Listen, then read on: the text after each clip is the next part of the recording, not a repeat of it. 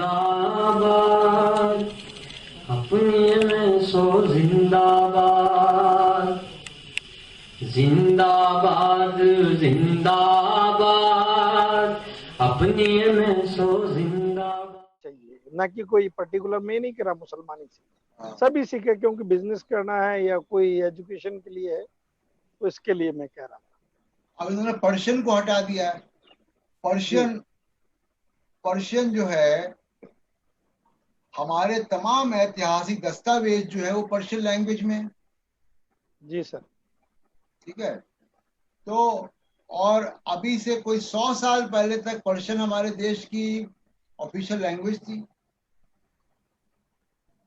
आज भी अगर आप अपना मोबाइल खो जाए और आप थाने में रिपोर्ट लिखाने जाएंगे, वो लिखेगा तो हिंदी में, लेकिन उसमें आप देखिएगा कि तमाम अल्फाज जो है वो पर्शियन के होंगे। तो उसको भी आपने हटा दिया। तो जब तक, वही मेरा कहना है कि आपका जो शिक्षा नीति का लैंग्वेज कोई भी हो, शिक्षा नीति का फोकस जो है वो स्कॉलर्स क्रिएट करना होना चाहिए।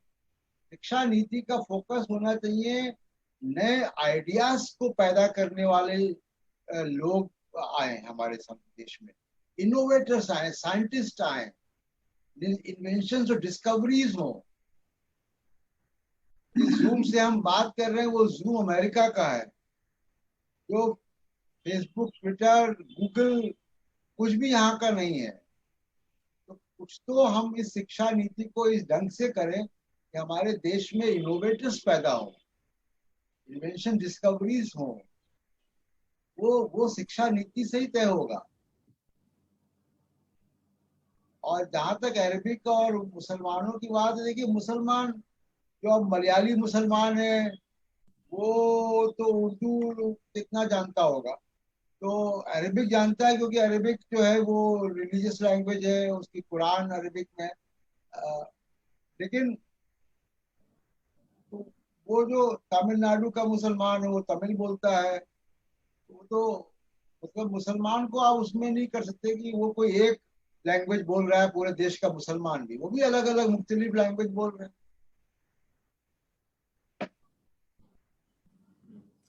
जी हैदर साहब, आपका कोई सवाल है? जी शुक्रिया। गुड आफ्टरनून प्रशांत सर। सर मेरा क्वेश्चन ये है कि बीजेपी गवर्नमेंट की का जो एटीट्यूड है प्राइवेटाइजेशन को लेकर और हिंदुत्व के एजेंडे को लेकर, वो सब देख रहे हैं हम सब। तो मेरा क्वेश्चन ये है कि क्या प्राइवेटाइजेशन को लेकर और हिंदुत्व के एजेंडे को लेकर इस न्यू एजुकेशन पॉलिसी में कुछ खास प्रोविजंस अगर आपकी नज़र में हो और आप इस पर कुछ रोशनी डाल सकें तो बेहतर होगा। शुक्रिया। हाँ देखिए, अगर आपने वही बात कही ना, कोठारी कमीशन की बात आपने नहीं मानी कि common schooling system for all, तो आपने दरवाजे खोल दिए ना प्राइवेटाइजेशन के लिए। और दूसरा कि जो इनका अपना एजेंडा है, वो एजेंडा संस्कृत या दूसरी और तरीके की तालीम पर है, और वो शिक्षा नीति और शिक्षा नीति के बाहर भी वो करते रहे हैं। तो मेरा उस पे मानना ये है कि देखिए, ये तो मैदान में जब कोई भी आता है तो वो लैंग्वेज को परफॉर्म करना पड़ता है ना। अभी आप देखिएगा कि बहुत सारे, अगर आप कोई सर्वे कराएं तो उर्दू की पॉपुलैरिटी जो है among the non-Muslims and Muslim also is because of literature। अच्छा, वो शेरो शायरी और वो सारी चीजें उर्दू की, तो अब वो देवनागरी लिपि में मिल जाती हैं। तो क्या हो रहा है कि जो नई जनरेशन, हम कितने मुसलमानों को जानते हैं, और हमारे यहाँ अभी इसमें जुड़े हुए तमाम सारे मुसलमान, मुझे मतलब यकीन है कि सबको उर्दू आती होगी, लेकिन मैं तमाम सारे ऐसे मुसलमान लोगों को जानता हूँ जो उर्दू स्क्रिप्ट नहीं जानते, जी मतलब पर्शियन स्क्रिप्ट नहीं जानते, पर्शियन स्क्रिप्ट नहीं जानते। तो ये तो देखिए लैंग्वेज जो है वो समाज में क्या प्रोड्यूस कर रही है, वो लैंग्वेज उसी से तय हो जाती है। अब मैं आपको एक मिसाल दूं कि बहुत साल पहले मेरे पास, मैं टीवी चैनलों में काम करता रहा हूँ, तो बहुत साल पहले मेरे पास संस्कृत के कुछ विद्वान आए थे और ये ख्वाहिश लेकर कि मैं उनकी मदद करूं संस्कृत का एक चैनल बनाने में। तो मैंने कहा बहुत नेक आइडिया है, बहुत अच्छा आइडिया है कि संस्कृत इतनी पुरानी भाषा है, इसमें एक संस्कृत भाषा का चैनल होना चाहिए। तो मैंने कहा लेकिन देखिए मैंने संस्कृत पढ़ी नहीं है, तो मुझे ज्यादा मालूमात नहीं है संस्कृत के बारे में। तो 24 घंटे का चैनल में बहुत सारा कंटेंट चाहिए होगा। तो क्या भारत की आजादी का इतिहास संस्कृत में लिखा गया है? क्या गांधी, नेहरू, अंबेडकर वगैरह पे संस्कृत में काम हुआ है? क्या भारत का संविधान का तर्जुमा संस्कृत में हुआ है? तो वो जो विद्वान लोग आए थे उनके पास इसका कोई जवाब नहीं था। तो भाषा वही सरवाइव करती है जो भाषा जो है वो मौलिक होती है, जो रेलिवेंट होती है अपने समाज में। आज अगर अंग्रेजी सब तरफ है तो उसका एक सीधा सा कारण क्या है कि आपका कंप्यूटर अंग्रेजी के बगैर नहीं चल सकता, आपका मोबाइल फोन अंग्रेजी के बगैर नहीं चल सकता। आप दुनिया का कोई काम, दुनिया के किसी देश में चले जाएं, अगर आपको अंग्रेजी आती है तो आप पानी पी लेंगे, खाना खा लेंगे, टैक्सी पूछ लेंगे कहाँ जा रही है। तो ये लैंग्वेज की जो वो है यूटिलिटी, वो यूटिलिटी तो लैंग्वेज खुद क्रिएट करती है ना। अब संस्कृत आप पुलिस के जरिए संस्कृत पढ़वा दोगे तो कोई नहीं पढ़ेगा। संस्कृत में कोई कोई कभी आपने देखा कि कोई ऐसा आया हो, कोई ऐसी इंटरेस्टिंग बात, कोई गाना ही आ गया हो, कोई और मजदूरों के हक पे कोई कविता आ गई हो संस्कृत में? तो नहीं आती ना। जी अगर उर्दू अगर उर्दू जो है वो पॉपुलर है तो उर्दू में इसलिए पॉपुलर है क्योंकि उर्दू में तमाम तरीके की बातें आ रही। जैसे सीए का आंदोलन चल रहा था तो उसमें भी उर्दू में बहुत बढ़िया बढ़िया नज्म आ गई, सब याद रखा जाएगा। फैज तो की, जालिब की। हाँ, नहीं नहीं हमारे जामिया के और स्टूडेंट्स की आ गई, वो सब याद रखा जाएगा और वगैरह वगैरह। तो मैं ये कह रहा हूँ कि राम मंदिर के पक्ष में ही सही संस्कृत में कविता तो आ जाती नहीं, अयोध्या में राम मंदिर के पक्ष में ही सही। तो भाषा जो है ना वो रेलिवेंट हो, भाषा को रेलिवेंट होना पड़ता है। जी, सपा आनी साहिबा का कोई सवाल है? आप बिल्कुल पूछ लीजिए अब। Hello. Hello. Ji Yes, sir. So first of all, I would like to thank Muslim Student Organization MSO and Prashant Tandon sir and professor Akhtar Wase sir. बहुत ही अच्छा सर आपने टॉपिक सेलेक्ट किया and it was a great effort to recognize that we as a minority are also have to be addressed in this new education policy. Sir, I have two questions. Sir, so for my first question is that so that we have seen in this new education policy that multidisciplinary approach की बात की गई है and 9th class से education को जो 5+3+3+4 वाला जो सिस्टम लाए हैं सेकेंडरी एजुकेशन से चॉइस बेस्ड सब्जेक्ट्स की बात की गई है। तो सर डू यू थिंक कि 9th after class 8 9th class का बच्चा इतना मैच्योर्ड एनफ होगा कि वो अपने फ्यूचर को फोरकास्ट कर पाएगा और उसके अकॉर्डिंग अपने स्ट्रीम या अपने सब्जेक्ट्स को चूज कर पाएगा? सो इसके लिए क्या कोई कैरियर गाइडेंस या कुछ गाइडेंस एंड काउंसलिंग की बात इस एजुकेशन पॉलिसी में की गई है so that the needs of the children at that particular age could be catered? देखिए उस तरफ इशारा किया गया, लेकिन वो बहुत सारे जो उसके जो इम्प्लीमेंटेशन है, वो जो फ्रेमवर्क बनेगा कैसा, उस पे आएगा।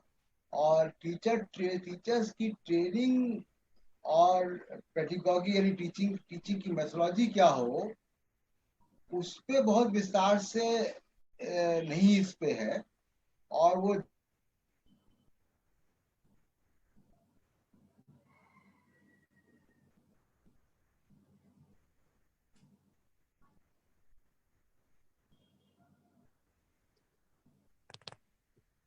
हेलो।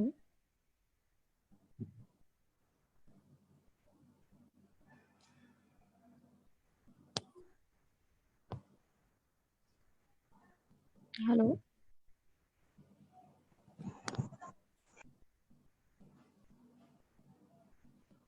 जब जब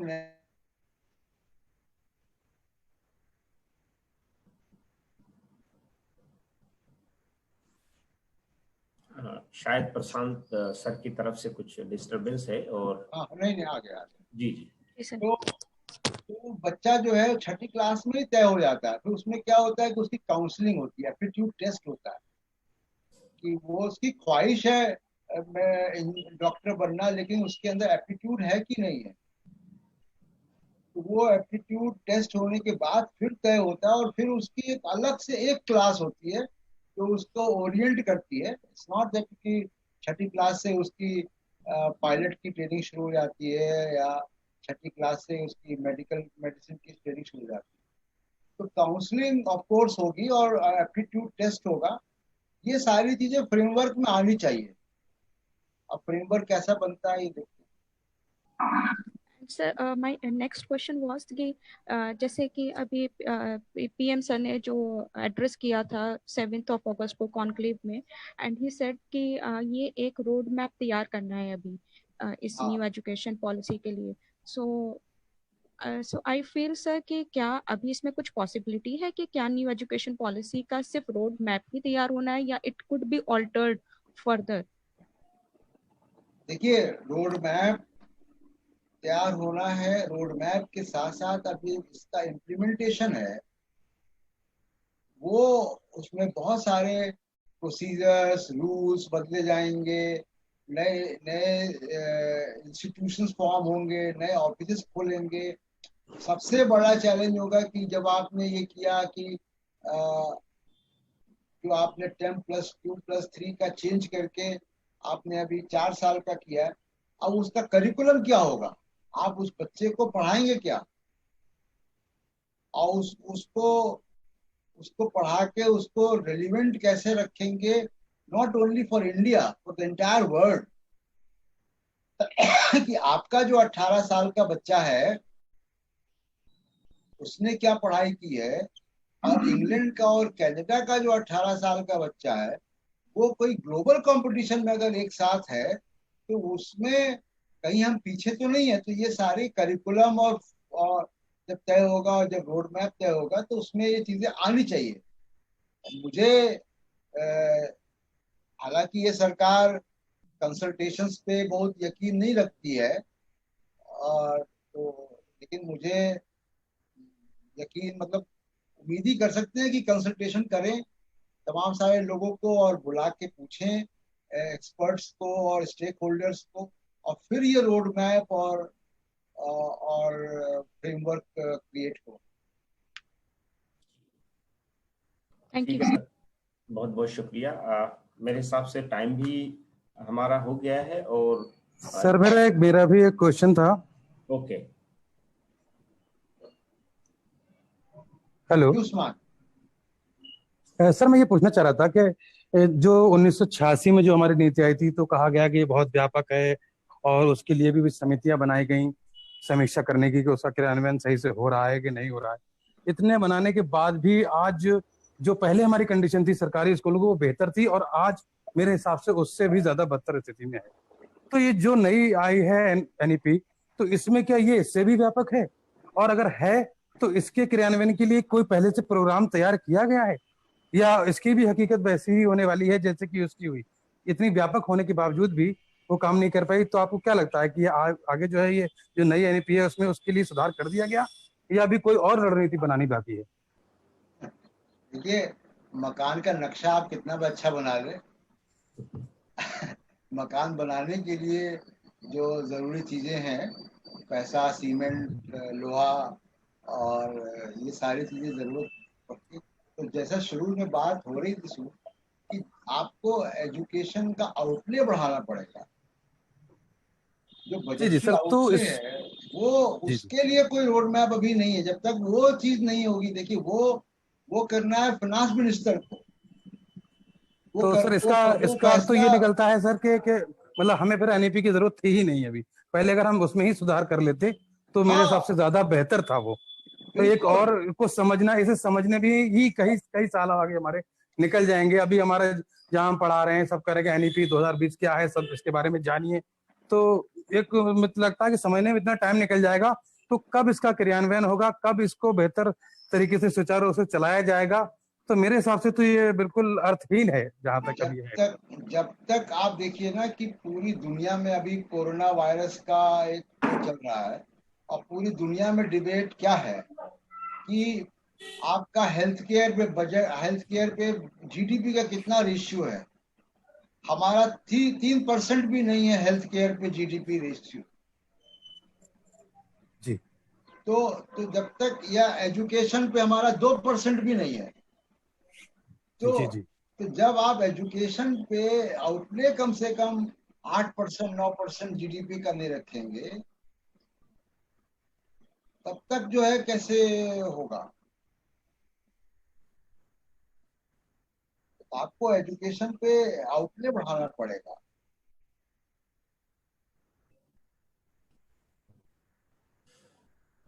जी उस्मान, जी तो हम लोग कंक्लूड करें। हाँ, ओके सर। मेरे हिसाब से किसी और का अगर कोई सवाल हो तो वो कर सकता है, वरना हम वाइंड अप करेंगे।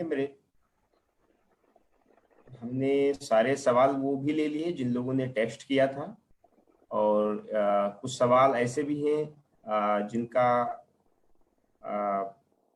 जो भी उनका हमने यहाँ नहीं लिया, लेकिन वो कवर हो गया सर की स्पीच में भी कवर हो गया है, और उसके बाद जो आंसर्स दिए हैं उसमें भी कवर हो गया है। तो सर बहुत बहुत शुक्रिया आपका और हमारे पार्टिसिपेंट्स का कि आज के इस अहम मौजू पर हमने डिस्कशन किया। आपने अपना वक्त निकाला। हमारे तमाम नाजरीन का भी शुक्रिया, और इसी तरीके से हम आगे भी अपनी कोशिश जारी रखेंगे, और इस तरीके के इश्यूज पर हम आपके सामने फिर आते रहेंगे। सर बहुत बहुत शुक्रिया आपका। थैंक यू जेकब साहब, thank you Sujat, everybody, thank you.